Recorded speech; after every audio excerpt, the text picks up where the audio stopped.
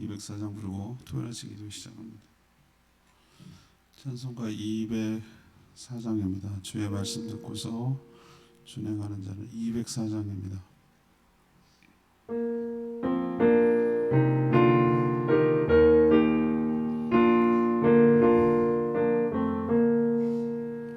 주의 말씀 듣고서 준행하는 자는 완성 위에 떠닫고 집을 지은 같아.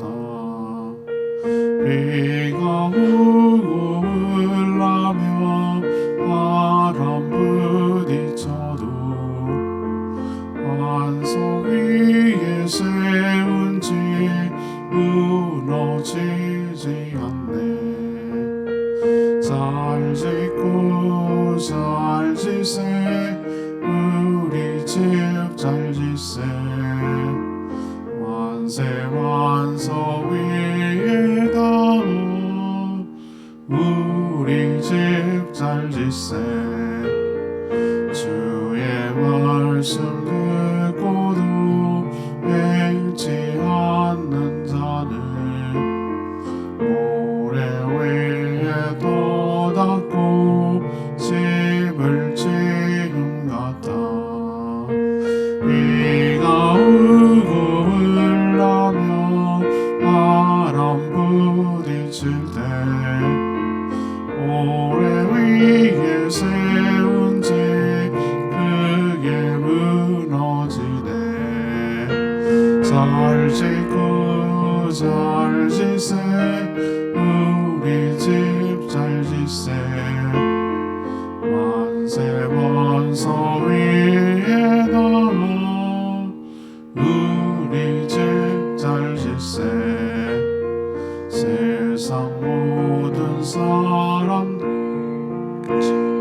짓는 자리 완성 위가 아니며 모래 위에 짓네. 우리 구주 오셔서 지은 상을 줄 때 세운 공로 자라서 영영상 벌 주리. 잘 짓고 잘 짓세 우리 집 잘 짓세. 만세 완성 위에다 우리 집 잘 짓세. 찬양집 476장 찬양집 476장 주님 말씀하시면 내가 나아가리라. 476장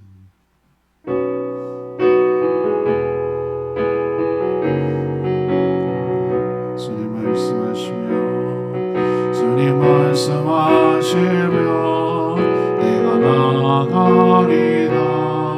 주님 뜻이 아니면 내가 멈춰서리라. 나의 가고 사는 것 주님 뜻에 있으니 오주니 나를 이끄소서. 주님 말씀하시면 주님 말씀하시면 내가 나아가리라. 주님 뜻이 아니면 내가 멈춰서리라. 나의 가고 사는 것 주님 뜻에 있으니 오주니 나를 이끄소서. 뜻하신 그곳에 나 있기 원합니다. 이끄시는 대로 순종하며 살리리. 연약한 내 영혼 동하여 일하소서. 주님 나라와 그 뜻을 위하여 뜻하신 그곳에 나 있기 원합니다. 이끄시는 대로 순종하며 살리니. 연약한 내 영혼 동하여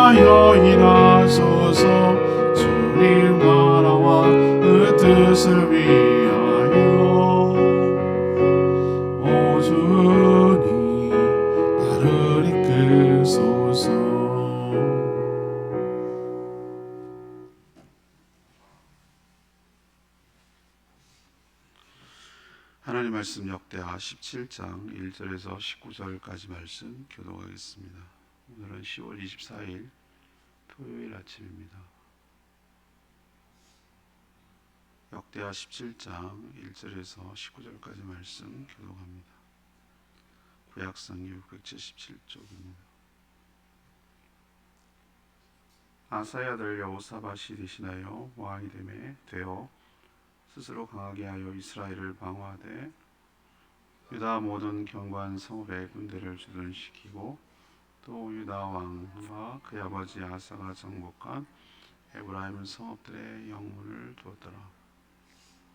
여호와께서 여호사밧과 함께 하셨으니 이는 그의 조상 다윗의 처음 길로 행하여 바알들에게 구하지 아니하고 오직 그의 아버지 하나님께 구하며 그의 계명을 행하고 이스라엘의 행위를 따르지 아니하였습니다. 그러면 여호와께서 나라를 그의 손에서 견고하게 하심에 유다 무리가 여호사밧의 예물을 드렸으므로 그의 부귀와 영광을 크게 떨쳤더라. 그가 전심으로 여호와의 길을 걸어 산당들과 아세라 목상들도 유다에서 제거했더라. 그가 왕위에 있은 지 3년에 그의 방백들 베나일과 오바다와 스가랴와 느다넬과 미가엘을 보내어 유다 여러 성읍에 가서 가르치게 하고 또 그들과 함께 레위 사람 스마야와 다냐와 스바데와 아사헬과 스미라목과 요나단과 아도니아와 도비아와 도바도니아 등 레위 사람들을 보내고 또 저희와 함께 제상 엘리사마와 여호람을 보냈더니 그들이 여호와의 율법을 가지고 유다에서 가르치되 그 모든 유다 성읍들로 두루 다니며 백성들을 가르쳤더라. 여호와께서 유다 사방의 모든 나라에 두려움을 주사 여호사밧과 싸우지 못하게 하시며 블레셋 사람들 중에서 여호사밧에게 예물을 드리며 은으로 조공을 바쳤고 아르비아 사람들도 짐승 떼 순양 7,700마리와 순염소 7,700마리를 드렸더라.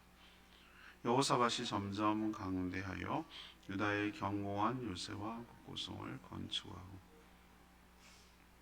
유다 여러 성에 공사를 많이 하고 또 예루살렘에 크게 용맹스러운 군사를 두었으니 군사의 수요가 그들의 족속대로 이러하니라.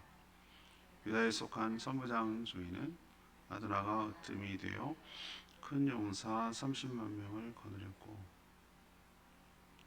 그 다음은 지휘관 여호하나니 28만 명을 거느렸고 그 다음은 시그리 아들 아마시아니 그의 자기를 여호와께 즐거이 드린 자라. 큰 용사 20만 명을 거느렸고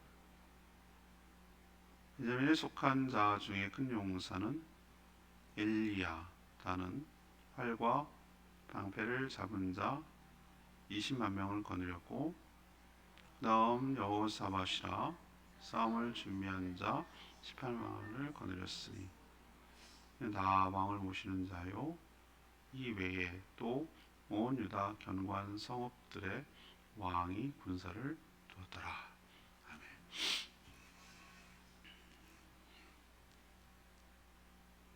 이제 오늘부터 여호사밧 얘기를 하거든요. 아사의 아들입니다. 그는 다윗의 길로 행했는데 하나님께 구하며 계명대로 행했습니다. 하나님은 그와 함께 하셨고 나라를 견고하게 하셨습니다. 여러 우상들을 제거했고 신하들을 각 성읍에 보내어 백성들에게 율법을 가르쳤습니다. 그는 국방을 튼튼히 했는데 견고한 요새에 용맹한 군사들이 주둔하여 나라를 든든하게 지키겠다라는 내용이 오늘 내용이 되겠습니다. 오늘 질문은 여호사밧이 잘한 일은 무엇입니까? 여호사밧이 잘한 일은 무엇입니까? 이것이 오늘 질문이에요. 먼저 1절에서 6절까지 하나님께 구하되 계명대로 행한 것, 하나님께 구하며 계명대로 행한 것이 잘한 일입니다. 역대기 또 열왕기 쭉 그 우리나라 실록도 보면은 조자 들어가는 임금은 그래도 잘 쳐준 거예요.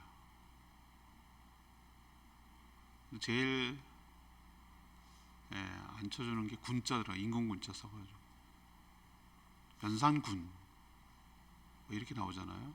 광해군, 물론 그건 승자의 입장에서 쓴 거기 때문에 폐위되고 뭐 반란이 일어나고 이래서 폐위된 거기 때문에 군자 들어가는데 영조, 정조 뭐 이런 식으로 하는 것이 이제 더 쳐주는 것이죠. 이스라엘 역사의 역대 왕들 중에 기준이 있어요. 이 왕이 잘한 왕이다 또는 못한 왕이다 라는 기준이 있는데, 이게 바로 3절에 나오는 다윗의 길로 행했는가,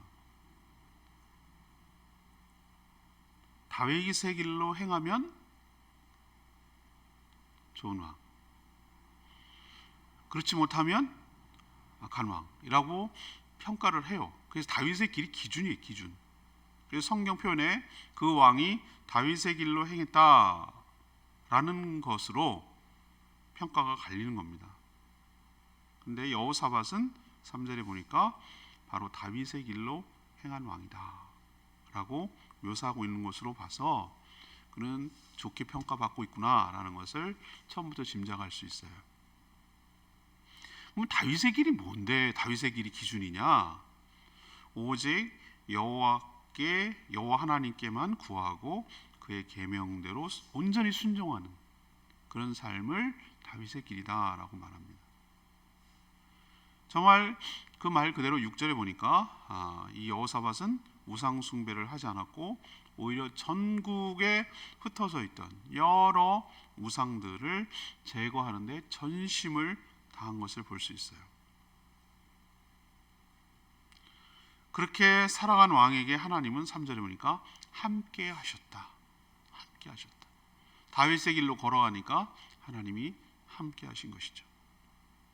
또 5절에 보니까 나라가 견고하도록 축복하셨고 또 개인적으로는 부귀와 영화를 주셨어요.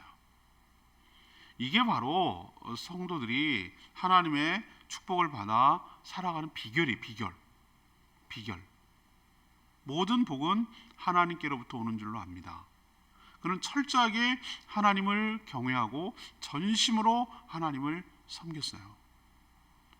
하나님이 그토록 싫어하는 우상을 제거하는데 열심을 냈고 또 하나님께만 묻고 또 그대로 순종하며 살았어요. 또 하나님을 사랑하기 때문에 하나님 말씀에 순종하며 살았어요. 바꿔놓고 생각해도 제가 하나님이라도 이렇게 행하는 여호사밧을 축복하지 않을 수가 없어요. 하나님 안 그러시겠어요? 이렇게 살아가는 왕을 어떻게 그렇지 않아도 정말 약속대로 신실하게 지키시는 하나님이시지만 이렇게 하나님을 사랑하고 묻고 그 말씀에 순종하려고 하고 하나님이 싫어하는 우상들 제거하고 그렇게 말씀대로 살아가려고 하는 자에게 왜 복을 안 주겠어요? 오늘 우리도 이 여호사밧을 보면서 그렇구나, 하나님께서 그를 튼튼히 하고 축복하고 동행하고 부귀영화를 주신 그것을 보면, 비결을 보면 늘 하나님께 구한다는 것은 묻고 하나님께 의지하고 이렇게 물어보고 한다는 거예요. 하나님께 의지하고, 그리고 또 그 하나님 말씀대로 계명대로 순종하려고 부단히 애를 쓰는 이 모습 가운데 하나님의 축복이 임하는 줄로 믿습니다. 두 번째 여호사밧이 잘한 거 7절에서 9절까지 말씀, 하나님의 말씀을 백성에게 가르친 거, 이거 참 대단히 잘한 거예요. 대단히. 여호사밧이 왜 다윗의 길로 갔다고 평가하는지 알 수 있을 것 같아요. 여호사밧이 다른 왕과 전혀 다른 탁월한 점이 하나 있어요.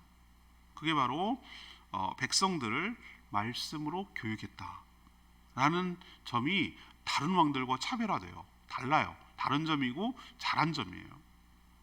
이것을 국가 시책으로 삼고 적극적으로 행했다라는 것이 여기서 곳곳에서 느껴져요. 그는 신하들, 레위지파 사람들, 제사장들 이 셋을 한 조로 짰어요. 한 팀으로 짠 거예요. 그러니까 레위 한 사람, 신하 한 명, 아마 행정적으로 뒷받침을 해줘야 되니까 그렇겠죠. 그 다음에 레위지파 사람들 서포트를 해줘야 되겠죠. 제사장들 가르쳐야 되는 거죠. 이런 세 그룹을 한 조로 묶어가지고 각 성읍, 유다 전역에 퍼져 있는 각 성읍에 파견했어요. 요즘으로 치면 어떡합니까? 학교를 세우거나 온라인 방송을 하거나 뭐 종이로 해가지고 하거나 이렇게 하는데 당시에는 이렇게 하는 게 최선이었어요. 가는 거예요. 이 가르쳐 줄 사람이 조를 짜가지고 가는 거예요. 성읍마다 파견을 보내는 거예요. 그래서 거기 가서 거기 사는 백성들을 하나님의 율법이 적힌 그 책, 두루마리에 없겠죠. 그 책으로 뭐 했습니까? 열심히 가르쳤어요. 말씀을 가르친 거예요. 율법을 가르친 거예요. 한두 성이 아니라 오늘 표현해 보니까 모든 성읍에 두루 다니며 모든 백성들을 가르쳤다라고 오늘 묘사하고 있거든요. 이것이 바로 여호사밧이 찬사를 받고 칭찬을 받는 가장 큰 이유예요. 아니, 이렇게 하는 왕이 어디 있습니까? 이거는 엄청난 재정이 들어가고 굉장히 성가신 일이에요. 백성들이 다 모여서 말씀을 배운다는 거 이거 쉽지 않아요. 시간을 내야 되고 생업도 있고 뭐 자기 일도 바쁘고 그런데 또 뭐 잘 모르는 사람이 그거 집중해서 듣는 것도 힘들고 피곤하고 그럴 건데도 왕의 명령이니까.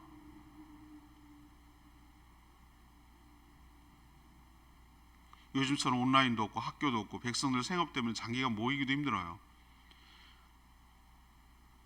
다 모으라 그러면 참 모이기도 쉽지 않잖아요. 그런데 백성을 찾아가도록 정책을 삼고 적극적으로 백성들을 말씀으로 양육한 거, 이게 그의 장점이고 탁월한 점입니다. 왜 이렇게 합니까? 백성들이 말씀을 알고 그 말씀대로 배워서 그 말씀대로 순종하며 살 수만 있다면 이 온 백성과 온 나라가 하나님의 은혜와 축복으로 살 수 있다라는 확신이 들기 때문에, 그래서 이렇게 국가 시책으로 말씀을, 율법을 모든 백성에게 가르쳤던 겁니다. 역대 왕들 중에 이렇게 한 왕이 있었나요? 지금까지 보면 없어요. 근데 여호사밧이 이렇게 한 거, 이건 정말 대단한 일입니다. 자, 그렇다면 우리도 복을 받으면 어떻게 되죠? 성도들은 말씀으로 양육받고 말씀으로 배워야 돼요. 자녀들을 말씀으로 가르치고 훈련해야 되는 거예요. 끊임없이 말씀으로 훈련하고 양육해야 돼요. 그래야, 알아야 뭘 하죠? 알아야 뭘 어떻게 해야 되는지 알아야, 그래야 그렇게 살 수가 있잖아요. 아무것도 모르면 어떻게 하겠어요? 그래서 교회에서 중요한 기능 중에 하나가 말씀으로 가르치며 양육하는 거예요. 이걸 소홀히 하면 안 돼요. 그래야 이단에 빼앗기지도 않고 또 휘둘리지도 않고 또 세상에서 실수하지 아니하고 또 하나님 말씀대로 살아가게 될 줄로 믿습니다. 이게 바로 여호사밧이 두 번째로, 아니 참 잘한 것 중에 하나예요. 세 번째 잘한 건 10절에서 19절까지 말씀, 국방을 튼튼히 하여 강하게 한 거, 이거가 잘한 거예요. 하나님이 지켜주신다고 넉넉고 가만히 있는 게 잘하는 일입니까? 전 결코 그렇게 생각 안 합니다. 무기를 막 개발하고 막 그것만 또 의지하면 문제지만, 하나님을 의지하되 정말 최선을 다해서 국방을 튼튼히 하고 또 하나님을 의지하는, 이게 병행돼야 될 문제지 이건 따로 갈 문제는 아니에요. 그렇지 않아요? 물론 하나님이 지켜주셔야 돼요. 무기가 좋다고 지켜지는 건 아니에요. 그렇지만 하나님이 지켜주실 줄로 믿고 또 믿음을 가지고 튼튼히 국방을 하는 것도 매우 필요한 것이에요. 여호사밧은 국방에도 신경을 썼는데 2절에 보니까 모든 견고한 성읍에 군대를 주둔시켰다. 군대가 주둔하지 않은 곳이 없다. 이긴 치안이 유지된다는 얘기잖아요. 아무도 지켜주는 자가 없다고 생각하면 백성들이 불안해서 어떻게 살겠어요? 그리고 또 12절에 보니까 견고한 요새와 국고성을 건축하였고 또 수도 예루살렘에 용맹스러운 군사들을 두어 지키게 하였는데 군사의 수요가 그들의 족속 지파대로 하였다라고 편성을 했다라고 표현하고 있어요. 왜 지파별로 했을까요? 그래야 결속력이 크기 때문에 그래요. 아무래도 이스라엘은 지파, 그 가문별로 움직이기 때문에 그렇죠. 이렇게 했기 때문에 국방이 튼튼해졌을까요? 예, 그럴 수도 있어요. 그렇지만 그것만은 아니었어요. 하나님께서 그들에게 복을 주시고 지켜주셨기 때문인 줄로 믿습니다. 10절에 보니까 주변 모든 나라들이 유다를 두려워하며 감히 덤벼서 싸우지 못하겠다. 그러니까 얼마나 이게 심리적 전쟁 억제 효과 아니에요? 만만하게 꼬름하게 보면요, 아주 먹기 좋은 떡처럼 생각하고 덤빕니다. 그렇지 않나요? 우리가 초강대국 중국, 러시아, 일본, 미국 완전히 둘러싸여 있어요. 그 나라 군사력으로 치면 세계 탑 랭킹 안에 들어가는 나라들입니다. 참 우리나라가 이런 가운데도 버텨내는 게 난 너무 신기할 정도. 그러나 적어도 우리나라가 뭐 이제 전시작전권만 우리가 되찾아오면 되는 것인데, 근데 적어도 제 생각에는 그 함부로 못할 정도의 나라는 된 것 같아요. 함부로. 그러니까 물론 뭐 전쟁을 할 수 있는데 전쟁 하려고 덤빈다면 적어도 어느 정도 각오를 했냐면 자기도 엄청나게 피해를 보겠구나라고 생각할 만큼 이득이 크지 않으면은 함부로 우리나라를 중국일지라도 일본일지라도 북한은 뭐 말할 것도 없고 덤볐다가는 지네도 죽을 각오, 너 죽고 나 죽자 할 때 덤비는 거예요. 그 정도는 되어야, 그게 무슨 효과냐? 까불지 마요. 그러니까 덤비지 마라 이거예요.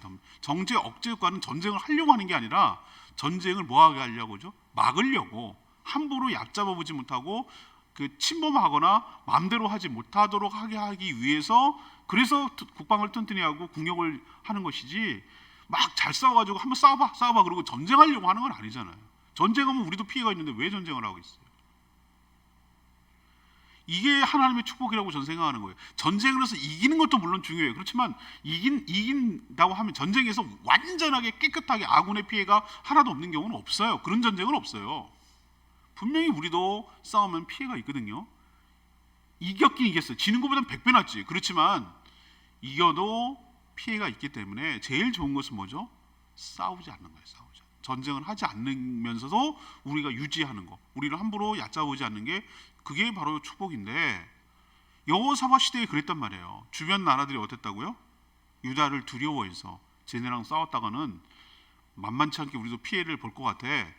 그래서 함부로 덤비지 못하도록 하나님이 축복하여 주신 줄로 압니다. 더구나 블레셋은 은으로, 또 아라비아 나라는 짐승으로 유다한테 조공을 바쳐요. 오랜만이죠?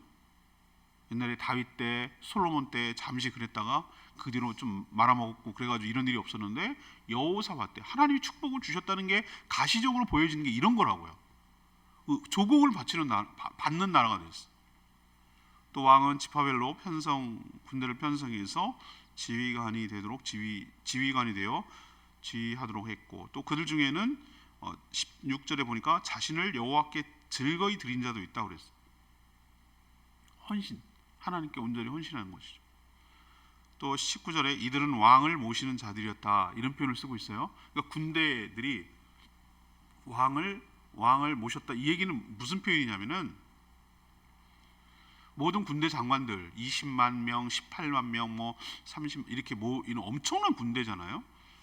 그 군대 지휘관들이 왕을 모셨다, 이 얘기는 뭐냐? 왕에게 충성을 다했다. 그러니까 일사불란하게 반란이 일어나지 않냐고 지휘 체계가 분명하게 있었다라는 것을 보여주는 거예요.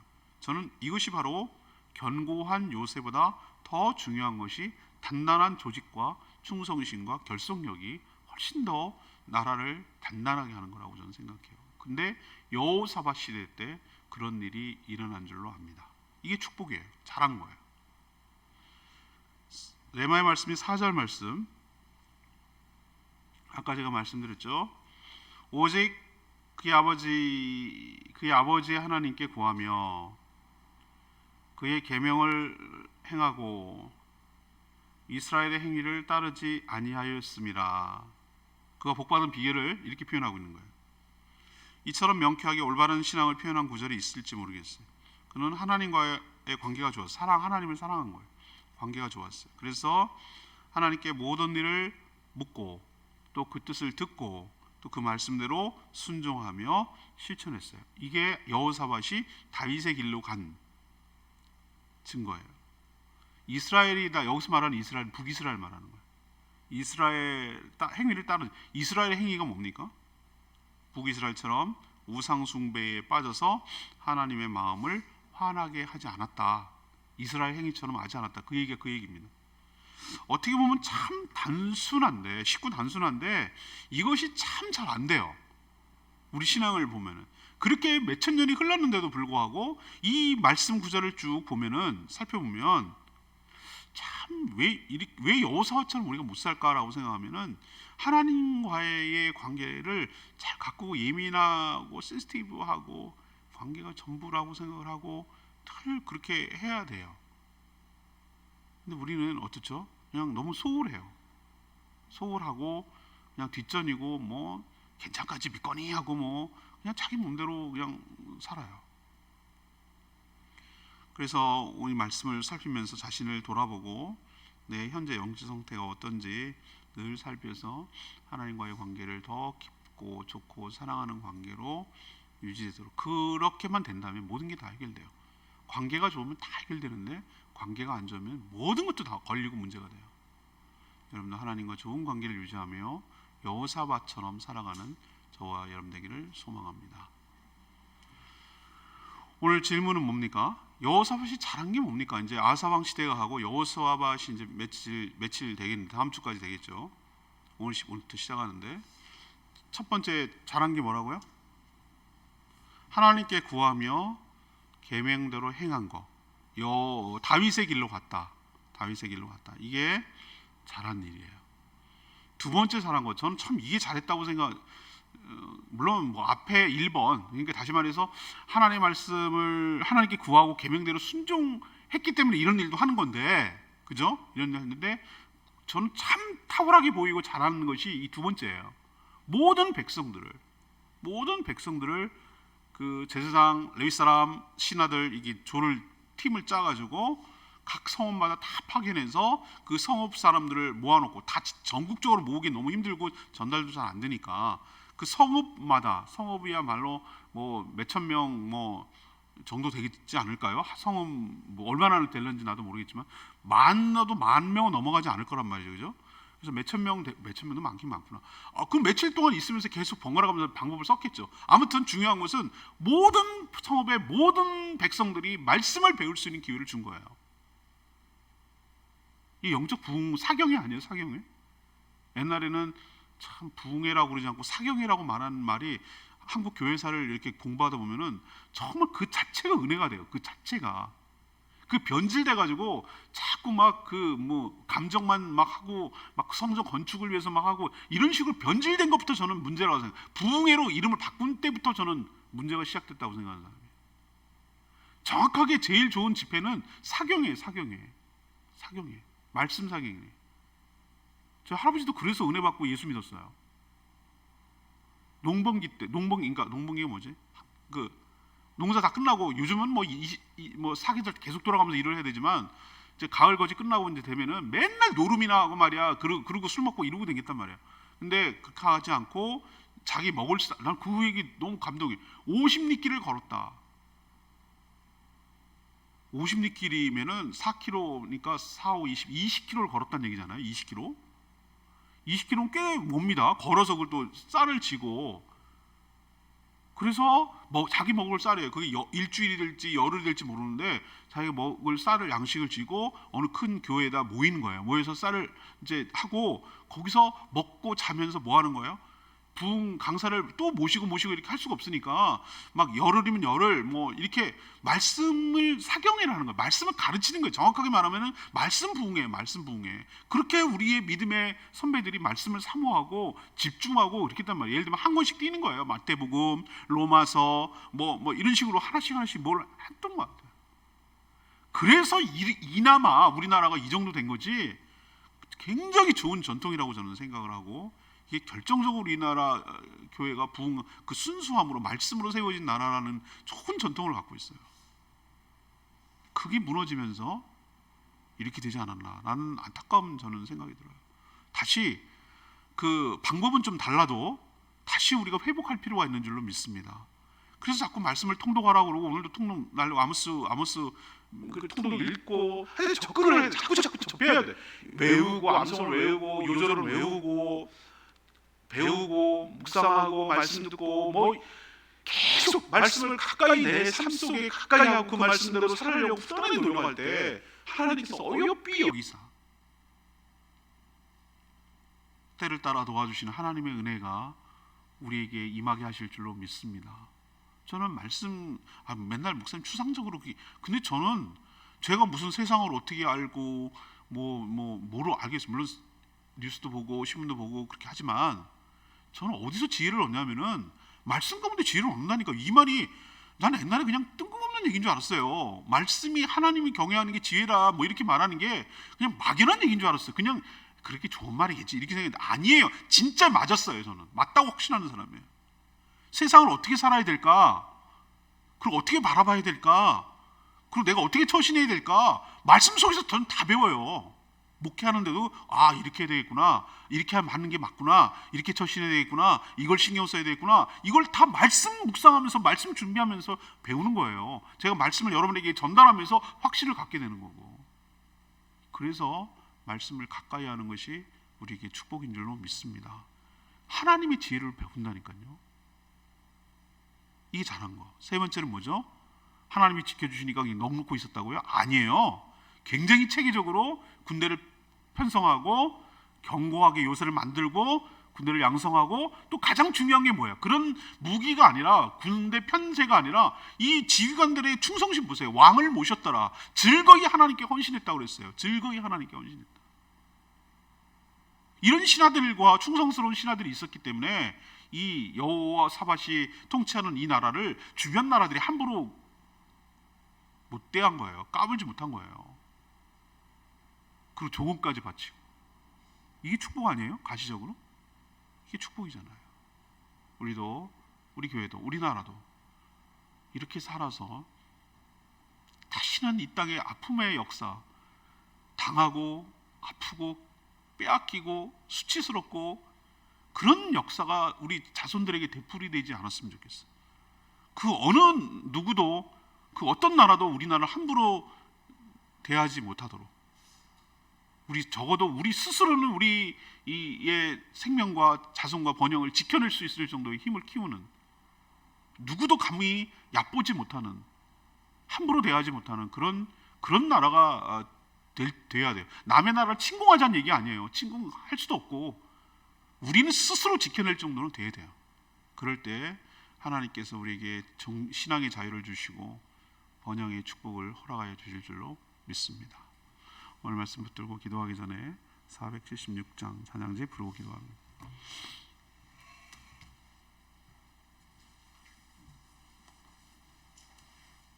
찬양집 476장. 주님 말씀하시면 내가 나아가리다. 주님 뜻이 아니면 내가 멈춰서리다.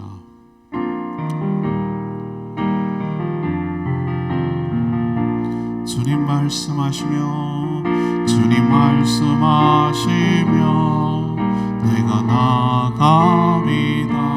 주님 뜻이 아니면 내가 멈춰서리다. 나의 가고 서는 것 주님 뜻에 있으니 오 주님 나를 이끄소서. 주님 말씀하시면, 주님 말씀하시면 내가 나가리다. 주님 뜻이 뜻이 아니면 내가 멈춰서리라. 나의 가고서는 것 주님 뜻에 있으니 오 주님 나를 이끄소서. 뜻하신 그곳에 나 있기 원합니다. 이끄시는 대로 순종하며 살리니 연약한 내 영혼 동하여 일하소서. 주님 나라와 그 뜻을 위해 뜻하신 그곳에 나 있기 원합니다. 이끄신 순종하면서 연약한 내 영혼 동하여 일하소서. 주님 나라와 그 뜻을 위하여 오 주님 나를 이끄소서. 여호사밧이 다윗의 길로 갔다고 했는데 이게 기준이에요. 기준. 하나님 말씀을 듣고 묻고 듣고 순종하는 삶. 하나님이 싫어하는 것을 싫어하고 하나님이 사랑하는 것을 사랑하는 삶. 다윗의 길이에요. 우리도 다윗의 길로 걸어가는 저와 여러분 되기를 소망합니다. 이렇게 살게 해달라고 주여 외치며 기도합니다. 주여 하나님, 주님 말씀하시면 내가 나가리다. 주님 뜻이 아니면 내가 멈춰서리다. 나의 가고서는 것 주님 뜻에 있으니 오 주님 나를 이끄소서. 뜻하신 그곳에 나 있기 원합니다. 이끄시는 대로 순종하며 살리니 연약한 내 영혼 동하여 일하소서. 주님 나라와 그 뜻을 위하여 오 주님 나를 이끄소서.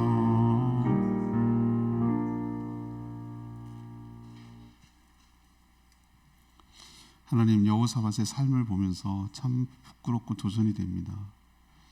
저희가 가는 길이 어떤 길인지 되돌아 살피게 하여 주시옵소서. 오직 하나님께만 구하며 말씀대로 행하며 살게 하여 주시옵소서. 그 어떤 우상도 구하거나 의지하지 않게 하여 주시옵소서. 저희도 하나님의 말씀을 배우는데 더욱더 힘쓰기를 원합니다. 말씀이 저희 삶의 기준이 되며 길잡이가 되도록 힘써 배워 알게 하여 주시고 또 다음 세대에게도 말씀을 열심히 가르치게 하여 주시옵소서. 우리가 아무리 노력해도 하나님이 지켜주셔야 안전할 줄 믿습니다. 저희들을 안전하게 지켜 보호하여 주시옵소서. 내일 거룩한 주일 모든 성도들이 예배에 기쁜 마음으로 참여하여 하나님이 예비하신 은혜를 축복을 받아 누리며 주의 임재를 경험하고 체험하게 하여 주시옵소서. 또 주일을 준비하는 모든 손길들 축복하여 주시옵소서. 다시 재개되는 목장 그리고 주일 학교 어린이들 예배 위에 축복하시고 은혜로 가득 채워 주시옵소서. 성도의 기업, 일터, 생업을 축복하여 주시고 형통케 하여 주시옵소서. 여러 사정과 아프고 힘든 일들 주님께서 치료하여 주시고 위로하여 주시옵소서. 감사드리며 예수 그리스도의 이름으로 축복하며 기도합니다. 아멘. 오늘 하루도 주님의 은혜 가운데 살기를 축복합니다. 충분히 기도하고 하루 시작합니다.